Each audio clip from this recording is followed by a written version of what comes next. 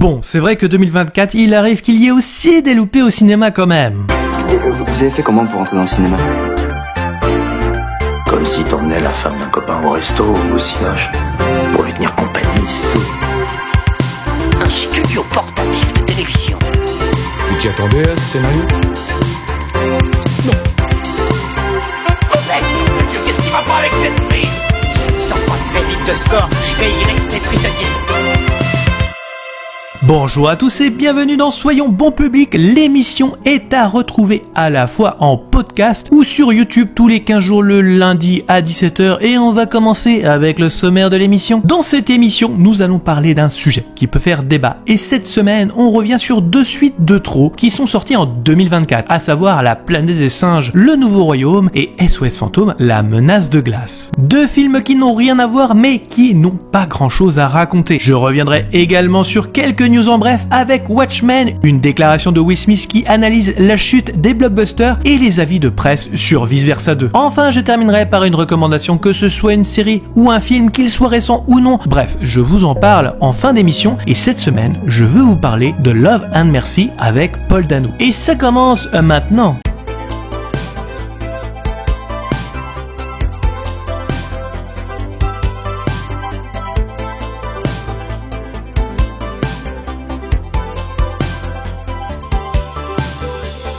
Dans le dossier de la semaine, je vais revenir sur les suites de trop sorties en 2024, car j'ai remarqué quelques similitudes qui n'étaient pas non plus anodines. Je vais surtout prendre deux exemples qui pour moi souffrent de la suite de trop, ou en tout cas ne servent pas à grand chose dans la saga. Ces deux cas ne sont pas non plus de mauvais films en soi, je tiens à le préciser. J'ai passé relativement un bon moment devant ces films qui sont objectivement de bons divertissements. Alors je ne parlerai pas de Dune partie 2, car quelque part, ce n'est pas réellement une suite, puisque c'est la partie 2 d'un tout, et ce n'est pas non plus une suite de trop quelque part, puisqu'elle est nécessaire à la compréhension de l'arc narratif posé dans la partie 1. Je ne parlerai pas non plus de La Malédiction, Les Origines, ou encore de Furiosa, car ce sont des préquels, même si on pourrait se poser la question de leur utilité ou non dans une saga. Cependant, cela pourrait faire un autre sujet de vidéo. Comme vous l'avez vu dans le sommaire, ici je parlerai de SOS Fantôme, La Menace de Glace, et de La Planète des Singes, Le Nouveau Royaume. Alors niveau histoire et saga, ce sont des films diamétralement opposés et incomparables, c'est même évident. Cependant, on va tout de même voir que ces suites suivent un peu le même objectif de production qui offre la suite de l'histoire. Et on va commencer donc avec La Menace de Glace. J'avais fait une vidéo concernant l'héritage qui était une très bonne suite si on enlève le trop plein d'easter eggs. Ce fut un excellent hommage à Harold Ramis, donc n'hésitez pas à regarder cette vidéo sur la chaîne pour en savoir plus, car je vais évoquer quelques dires dessus. L'héritage devait relancer la saga SOS Fantôme après l'échec du reboot féminin et c'était un pari réussi. Plus de 197 millions de dollars récoltés à travers le monde pour un budget de 75 millions. Alors ce n'est pas non plus la folie, mais les curieux étaient là et même si les critiques semblent mitigées, le film offre de nouveaux personnages intéressants et plutôt, il faut le dire, bien écrits. Je veux dire, à la fin du film, l'héritage avait envie de connaître les aventures des personnages. Il suffisait juste de s'émanciper de la nostalgie pour créer de nouvelles choses. J'acceptais la nostalgie de l'héritage car c'était, on va pas se mentir, le but du film concernant un ami perdu pour Harold Ramis, mais aussi les derniers moments d'un fils avec son père pour Jason Reitman et Ivan Reitman décédés quelques mois après la production du film. Donc quand le trailer est sorti avec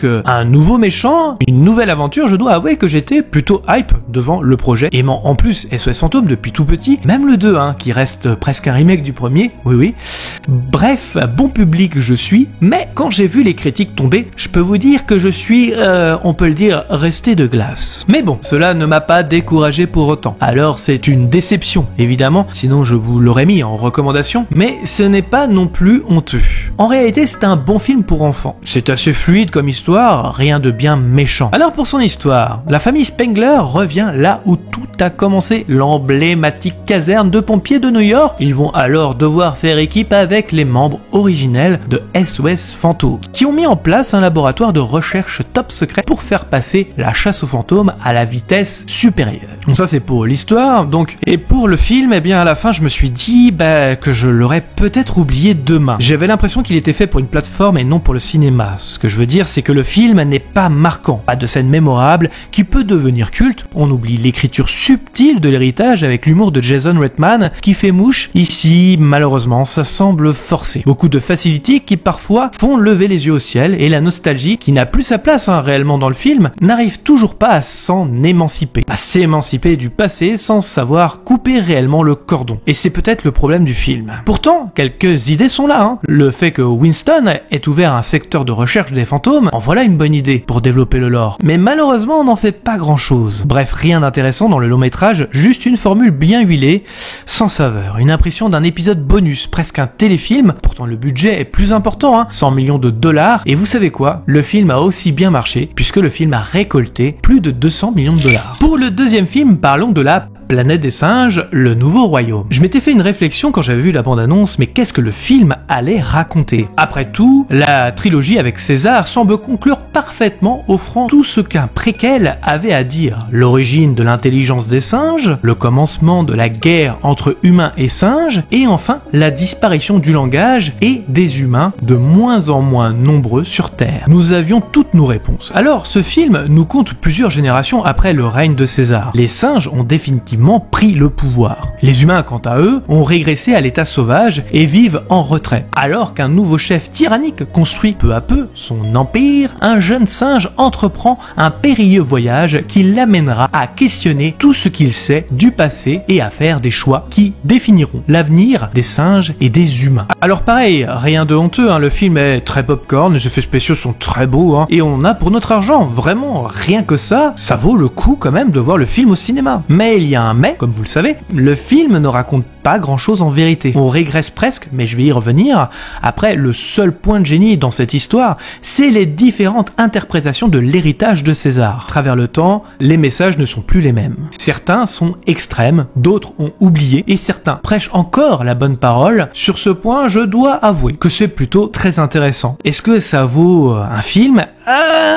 On va y revenir. Pour le reste, c'est assez oubliable. Un épisode qui n'est pas nécessaire. Dès le début du film, on sait presque ce qui va se passer. Après tout, le personnage principal s'appelle Noah. Et vous verrez, la subtilité dans le film, les scénaristes se sont pris pour des génies du symbolisme. Et encore si c'était que ça. Mais les facilités sont assez incroyables dans le film. Il y a toujours des facilités dans les films. Mais ici, dites-vous que la loi de la gravité n'a aucun sens par exemple. Pour vous en donner un, nous avons une scène avec un bunker. La porte est un tout petit peu au niveau de la mer. Jusque-là, rien de foufou. Mais il faut savoir que le bunker fait en hauteur une montagne. Assez grande donc, bien au-dessus du niveau de la mer. Et bien dites-vous qu'ils font péter une digue avec des explosifs trouvés comme par magie et que la mer remplit presque toute la montagne. Du génie dans cette proposition généreuse. Ça n'a aucun sens au niveau de la gravité. Le bunker aurait pu être sous terre et ça aurait été logique. Mais non, car le symbolisme est prioritaire sur la logique. Car on veut montrer l'ascension de Noah et aussi la montée des eaux pour le parallèle biblique. C'est-à-dire qu'au niveau de la réalisation, je sais ce qu'ils veulent nous dire, mais ça n'a aucun sens. Je parlais de régression dans l'histoire, alors parlons des humains. Ils parlent tous dans le film, le virus semble avoir disparu, alors que ça légitimait justement la régression des humains. Ici, ils sont dans des bunkers essayant de communiquer les uns avec les autres pour reprendre la Terre. Enfin, là, ce que je vous dis là, c'est juste du teasing pour des suites, parce qu'on le voit qu'à la fin. Désolé pour le spoiler. Alors encore une fois, ces films ont de très bons côtés, je souligne juste leur inutilité dans la saga. Si vous les avez loupés, ce n'est pas très grave en réalité. Et c'est pour ça que pour ma part, ce sont des suites de trop. Car en vérité, ces films n'ont pas grand chose à apporter, ni à raconter. C'est peut-être, comme je le disais en début, là le problème en fait. Ce ne sont pas des films honteux, car encore une fois, ils jouissent d'une bonne production et des effets réussis. C'est en termes d'histoire que j'ai un problème. Je trouve dommage de faire des suites uniquement vis-à-vis d'un calendrier, car il faut produire un épisode. Oui, l'argent est la principale source de motivation, on va pas se mentir, mais à l'heure où certains désertent les cinémas, il faut créer l'événement, un petit truc en plus. Et si tu redémarres une saga, ajouter quelque chose qui va donner envie de revenir 2 ans plus tard dans les salles de cinéma. Mais dans ces deux exemples, rien ne donne envie. Et vous, qu'avez-vous pensé de ces deux films? Quelle est pour vous la suite de trop? Dites-le moi en commentaire. Et maintenant, les news en bref.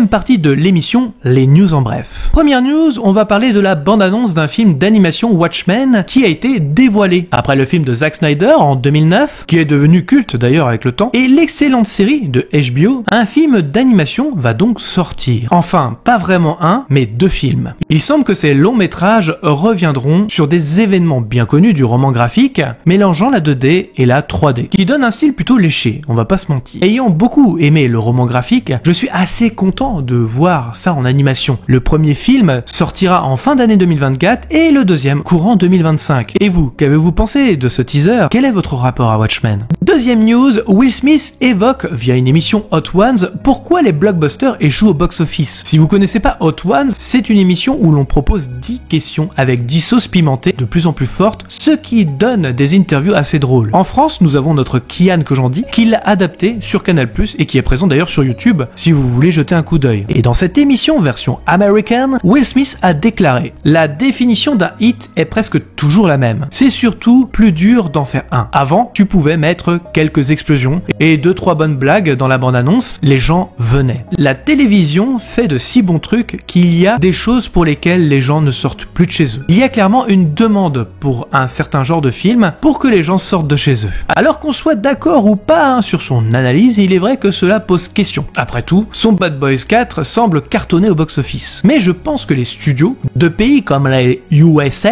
qui n'ont pas la chronologie des médias comme en France, mettent leurs films 2 mois après la sortie en salle sur les plateformes, alors on va pas se mentir, ça n'aide pas non plus les gens à sortir et de se déplacer en salle. Et à cause de ça, malheureusement le film n'a pas le temps de vivre en salle. Les gens attendent justement la sortie sur la plateforme. Et vous, qu'est-ce que vous pensez de cette déclaration de Will Smith? Est-ce que vous êtes d'accord ou pas? Quelle est votre analyse vis-à-vis de tout ça? Troisième et dernière news, les premiers avis de Vice Versa sont tombés. Étant fan du premier film, c'était d'ailleurs mon top 1 de l'année 2019, je vous le dis, je dois avouer que j'attendais cette suite traitant de l'adolescence et du mal-être, qui pour moi est un sujet très intéressant. Alors, qu'est-ce qu'en pense la presse? On commence avec le co-leader par Perry Nemiroff. Vice Versa 2 est absolument brillant. C'est un de mes Pixar préférés. C'est un de mes films préférés de tous les temps. Quelle joie incroyable de voir Kelsey Mann et compagnie développer le concept avec autant de réussite. Ça m'a rendu encore plus certaine qu'il existe d'innombrables recoins, étapes de la vie qui valent la peine d'être explorées de cette façon. Pour Variety, avec Jazz Tanksey, Vice Versa 2 signe le retour de Pixar au sommet de sa forme. Tout, de l'animation à l'histoire et de l'introduction d'anxiété, envie et embarras, en font l'une des meilleures suites depuis des lustres. Remplie de comédie, d'easter eggs et de beaucoup d'émotions, c'est la perfection animée. Alors si ces 2 critiques font l'éloge du long métrage, j'ai trouvé une critique un peu plus mitigée, mais tout de même positive, de Matt Neglia pour Next Best Picture. Bien qu'il ne soit pas aussi impressionnant que le premier, Vice Versa 2 rafraîchit son concept en ajoutant de nouvelles émotions pour aider Riley à grandir et à devenir une personne plus complexe. Le résultat est un film vibrant, drôle et émouvant qui nous ramène à une période tumultueuse de nos vies où tout était exacerbé, où rien ne semblait avoir de sens, où le changement était inévitable. Bon, vous l'aurez compris, la presse semble unanime avec ce deuxième opus. Chez nous, il est déjà sorti depuis mercredi dans nos salles. À l'heure où j'écris cette vidéo, je n'ai pas encore vu le long métrage. Cela dit, vu les critiques presse, ça donne vraiment envie. Et j'aimerais bien avoir vos avis en commentaire, sans spoiler si possible. Et pour finir l'émission, ma recommandation.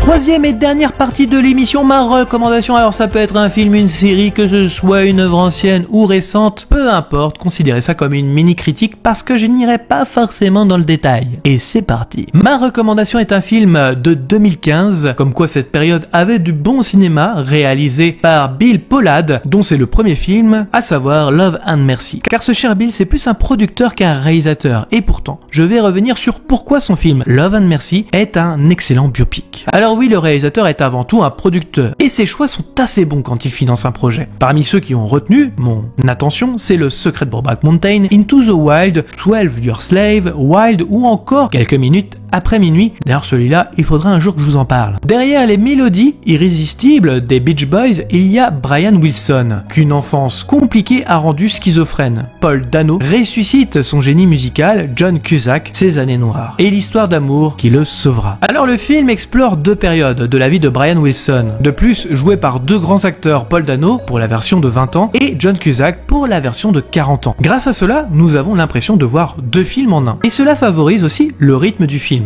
à savoir que les biopics sont souvent très lents. Je pense à Jackie par exemple, Lincoln ou La Dame de Fer. Celui-là a trouvé le moyen de contourner le problème, mais son histoire est assez riche aussi également, pour ne pas s'ennuyer. Lorsqu'un studio doit faire un biopic, il faut s'assurer qu'il y ait de quoi faire au moins un film d'1h30, avec une histoire plus qu'intéressante et des rebondissements tout au long de sa vie, ou sur une partie de sa vie. C'est pour ça que la plupart des biopics sont en plus romancés, ce qui n'est pas forcément non plus idéal pour en connaître la vérité. Les deux périodes de la vie de Brian, choisies pour le biopic, sont les périodes où tout ce qui est raconté est intéressant, et même avec des rebondissements. Si vous ne connaissez pas la vie de Brian Wilson, comme moi, quand j'ai découvert le film, n'allez surtout pas sur Wikipédia et compagnie. Soyez vierge de toute connaissance. Bon, j'avoue ce qui favorise aussi le rythme, la bande originale, qui est aussi un excellent point. Le fait de choisir les Beach Boys comme biopic favorise la BO, mais la bande originale est incorporée de façon intelligente. Le réalisateur aurait très bien pu prendre des dizaines de chansons du groupe et d'en mettre un peu partout. Coucou Bohemian Rhapsody, mais pas du tout. Nous avons quelques extraits